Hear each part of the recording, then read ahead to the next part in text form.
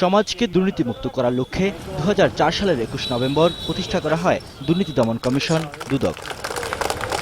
নানা চড়াই উতরাই আর বিতর্কের মধ্য দিয়ে 11 বছর শেষ করে প্রতিষ্ঠানটি পা রাখল 12তম বছরে। প্রতিষ্ঠার দিনটিতে সাপ্তাহিক ছুটি থাকায় রোববার উদযাপন করা হয় প্রতিষ্ঠা বার্ষিকী।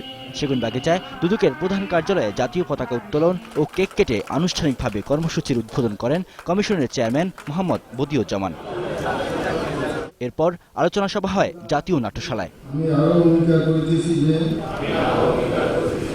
আলোচনায় প্রধান অতিথির বক্তব্যে ঢাকা বিশ্ববিদ্যালয়ের ইতিহাস বিভাগের অধ্যাপক সৈয়দ আনোয়ার হোসেন বলেন, দুর্নীতি দমন বা নিয়ন্ত্রণের সবচেয়ে বড় শর্ত সুশাসন। বাংলাদেশে দুর্নীতির সমস্যা কিন্তু ছোট একটি সমস্যা, সমাজের 5% মানুষের সমস্যা।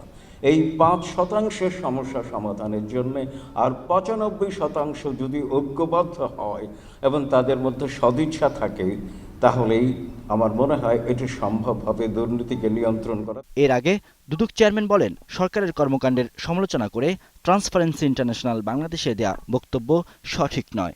টিএবি ইদানিং দুই একটি বিষয় তারা মন্তব্য করেছে যেগুলি কিছুটা আপত্তিজনকও বটে।